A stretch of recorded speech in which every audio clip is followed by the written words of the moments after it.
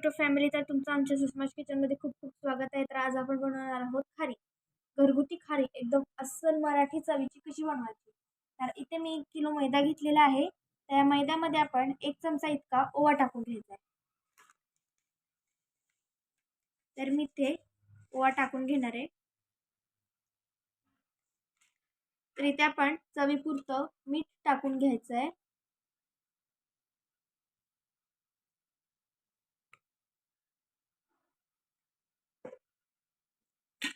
आता आपण याच्यात ह्याला हलवून घ्यायचं आहे.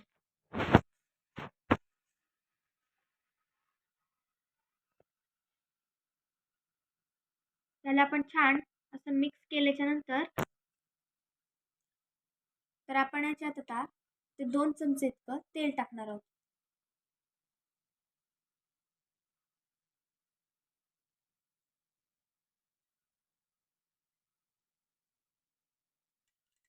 तर याच्यानंतर मी या तेलाला सुद्धा याच्यात छान असं मिक्स करून घेणार आहे. तर आता आपण तेल टाकून या पिठाला छान असं मिक्स करून घेतलेलं आहे. आता आपण याच्यात थोडं थोडं पाणी टाकून याला मळून घ्यायचं आहे. असं आपल्याला थोडं थोडं पाणी टाकत टाकत या पिठाला एकजीव असं मळून घ्यायचं आहे. आता तुम्ही पाहू शकता याचा गोळा तयार व्हायला लागलेला आहे. तर तुम्ही पाहू शकता आपलं पीठ मळून झालेलं आहे. तर असा आपला घट्टसर असा गोळा मळायचा आहे. पाहू शकता किती घट्ट असा हा गोळा आहे. तर आपण याला थोडंसं तेल टाकणार आहोत आणि याला मऊ करून घेणार आहोत. तर मी ते अर्धा चमचा इतकं तेल टाकून याला आता मऊ करून घेणार आहे. तर तुम्ही पाहू शकता त्या अशा प्रकारे गोळा आपल्याला मऊ करून घ्यायचा आहे. आता आपण पुढच्या प्रोसेसला सुरुवात करूयात. आता इथे आपण या गोळ्याला थोडंसं तेल लावून भिजत ठेवायचं आहे. आपल्याला फक्त वरनं तेल लावायचं आहे. आता आपल्याला या गोळ्याला तेल लावून मळायचं नाही आहे. आपण याला झाकून ठेवूयात. तर आता आपल्याला इथे या खारीची क्रीम बनवून घ्यायची आहे. त्याच्यासाठी मी एका वाटीत तूप घेतलेलं आहे. त्या वाटीत मी 2 चमचे इतकं तूप घेतलेलं आहे. हे गावरान तूप आहे. मी रेडीमेडचं वापरले नाही, घरगुती तूप आहे हे. तर इथे आपण याच्यात 4 चमचे मैदा टाकून घ्यायचा आहे. ज्या चमच्याने मी तूप घेतलं त्याच चमच्याने इथे मैदा घेणार आहे.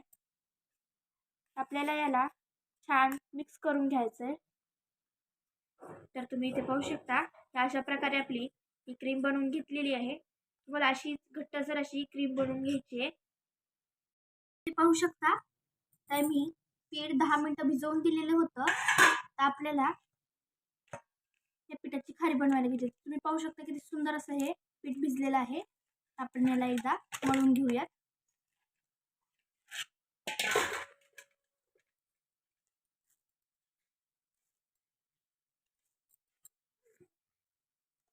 तर आता तुम्ही इथे पाहू शकता मी या पिठाचा असा मऊसूद असा गोळा तयार केलेला आहे. तर आपण पुढची प्रोसेसला सुरुवात करूयात. तर इथे मी पिठाचा थोडासा गोळा तोडून घेतलेला आहे. बाकीचा गोळा आपल्याला लगेचच झाकून ठेवायचा आहे. मी या गोळ्याला अशी एक लांब लाटी तयार केल्यासारखं करणार आहे.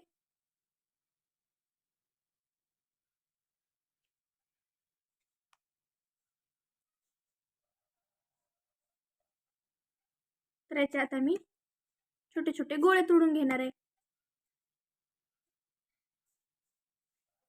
तर या गोळ्याला आपण चपातीचा गोळा जसा मऊ करतो त्याच पद्धतीने मऊ करून घ्यायचा आहे. तर आपण असे सगळेच गोळे मऊ करून घेणार आहोत.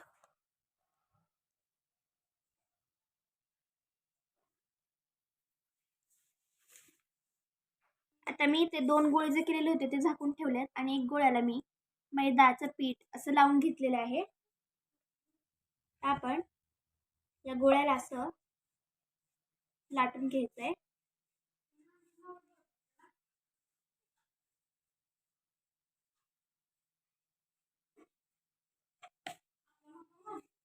तर आपल्याला ह्याला फिरवत फिरवत असं लाटून घ्यायचं आहे.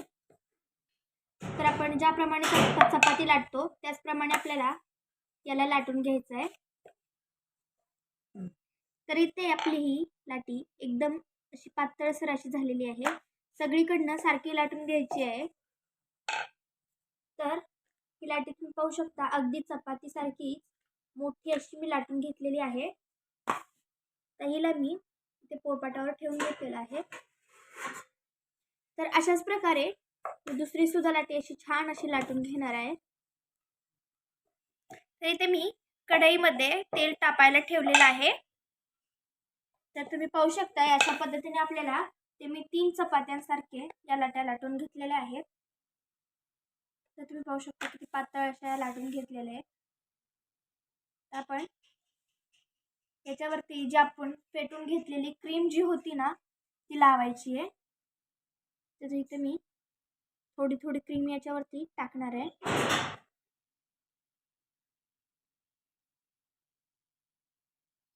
त्याला असं हाताने पसरून घ्यायचं आहे लावून.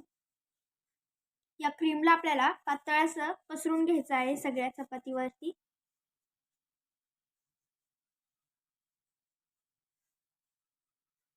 आपल्याला थोडासा मैदा याच्यावरती शिंपडून घ्यायचा आहे. बस थोडासा शिंपडायचा आहे आपल्याला. आता आपण दुसरी जी लाटलेली चपाती आहे ती आपल्याला याच्यावरती टाकून द्यायची आहे.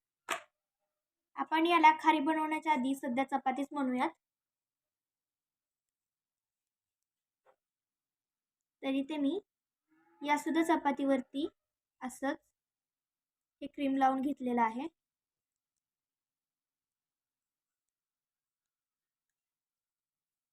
यालाही मी पसरवून घेते छान.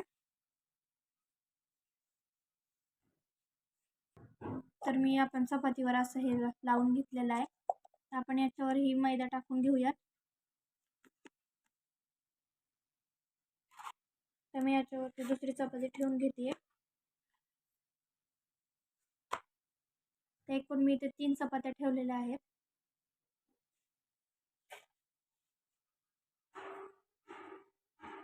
याच्यावरही तीच सेम प्रोसेस करायची आहे. तर याच्यावरती मैदा आणि क्रीम लावून झालेली आहे. तुम्ही पाहू शकता आपल्याला याला अशा प्रकारे एक साईड मुडपून घ्यायची आहे. तर याही साईडला आपण थोडीशी क्रीम लावणार आहोत.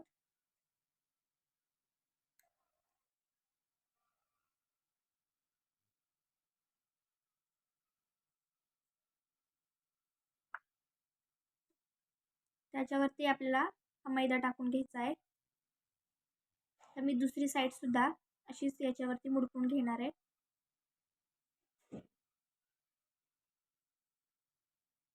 तर याच्यावरती आपल्याला क्रीम लावून घ्यायची आहे.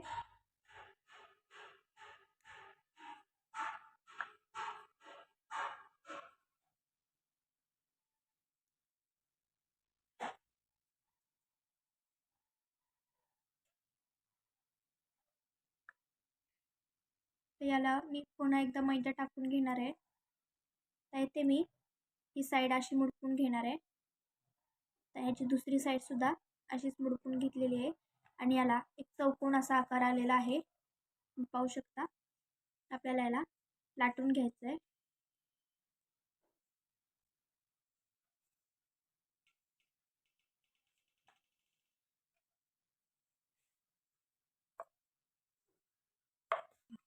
तर आपल्याला अशीच ही लाटी लाटून घ्यायची आहे.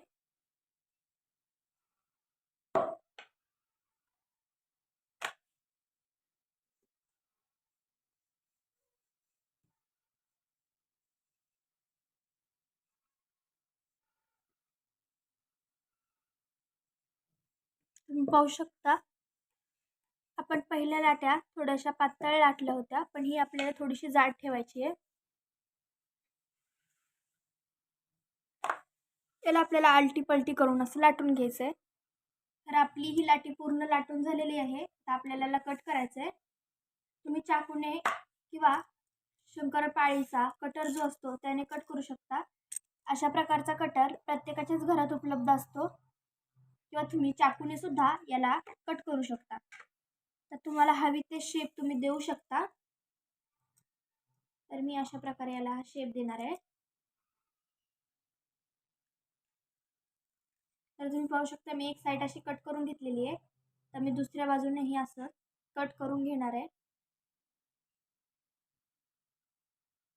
तर तुम्ही इथे पाहू शकता मी जेवढ्या जाडीची अशी ही खारी बनवून घेतलेली आहे.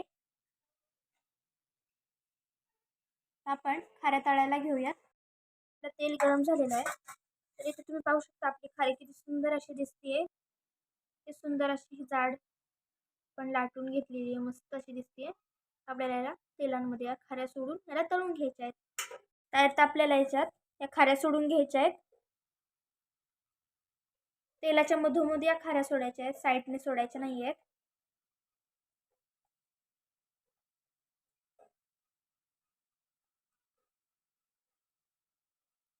तर मी एक एक करून सगळ्या खाऱ्या अशा या तेलामध्ये टाकून घेते.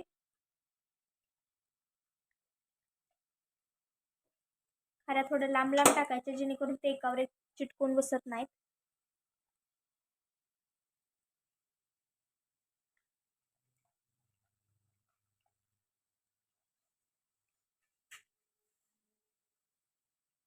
आपल्या खाऱ्या वरती आलेल्या आहेत. प्रत्येक खारी आता अशी पलटून घ्यायची आहे.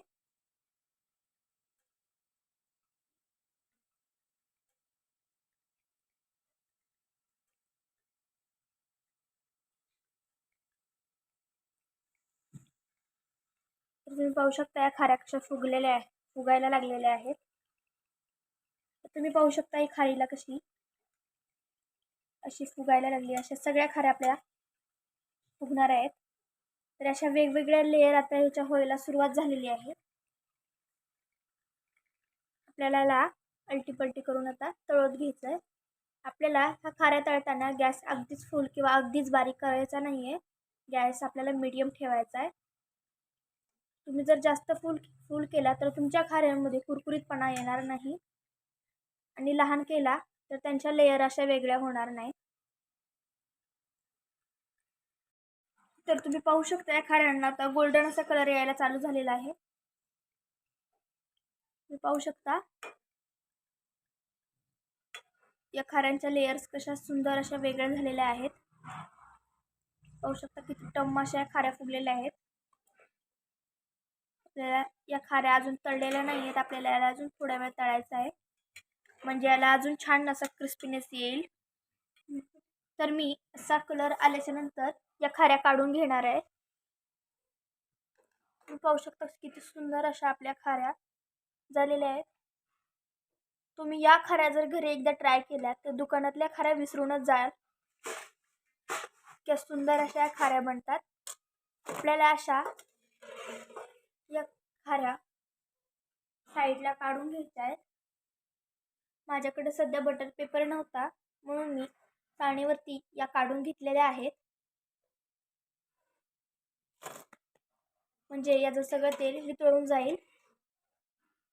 तर मी सगळ्या खाऱ्या काढून घेतलेल्या आहेत आणि बाकीचे शिल्लक खाऱ्याही आपल्याला अशाच प्रकारे तळून घ्यायच्या आहेत.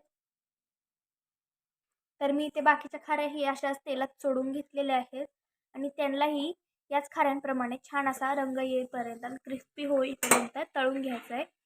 तर तुम्ही पाहू शकता या खाऱ्यांना किती सुंदर असा कलर आलेला आहे आणि या किती छान अशा फुगलेल्या आहेत. तुम्ही याच्या लेयर्स पण पाहू शकता किती सुंदर अशा वेगळ्या झालेल्या आहेत. प्रत्येक खारीची लेयर अशी छान फुगलेली आहे. तर आपण एक खारी मी तुम्हाला तोडून दाखवणार आहे किती क्रिस्पी आहे ती. तुम्ही पाहू शकता किती खुसखुशीत अशी खारी झालेली आहे.